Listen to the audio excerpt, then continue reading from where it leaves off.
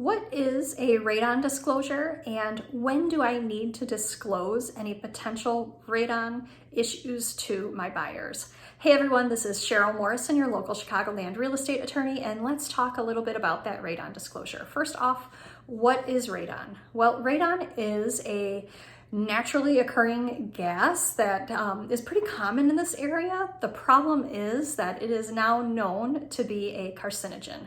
What that means is that it is known to cause cancer in humans. So this is clearly something that people are interested in knowing about when they're buying or selling homes, and that the legislature has decided is important enough that they have mandated sellers disclose radon levels in their home, or radon concerns in their home.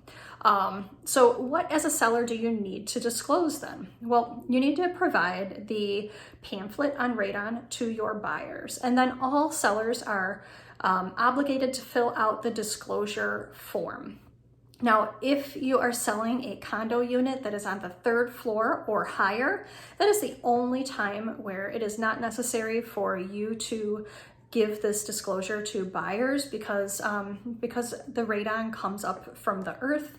The usual place where it is in high concentrations is in basements and lower levels of living. So it's not really a concern if you're just living on third floor or above in that space. Otherwise, all sellers are required to give that pamphlet and then to fill out the form. Now, do sellers need to actually have testing done to find out what their radon level is? And actually, no, that's not required. The sellers do not need to do any independent digging around to figure out what the radon level is in their home. And actually, because this is a relatively new law, it was only enacted 12 years ago, I believe it was. There are many sellers at this point who, have never had any testing done and just plain don't know. And if that's you, that's okay. You don't need to go out and pay for a test. When you fill out that form, you just mark that you have no knowledge of elevated radon in your home, and that's sufficient. There isn't anything extra that you need to do. Just whatever knowledge you have right now is what you need to pass on to the buyers. Now, that being said, the buyers are able to have a radon test done should they want one done during their home inspection period. This is something I actually think is a good idea, especially if you do plan on spending a lot of time in your basement, or if you have, that lower level living space, if you've got like a tri-level or something like that.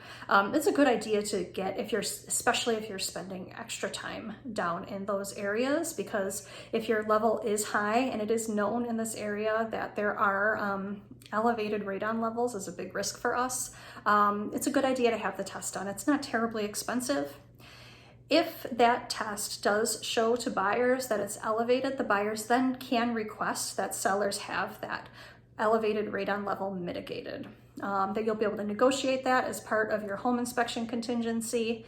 And after there's any mitigation done, regardless of whether the seller pays for it or the buyer pays for it, or maybe they've come to some agreement, where they meet in the middle on it, then the default language in the contract is that the seller will pay for the retest at that point. So only at that point would the seller be obligated to pay for any radon testing.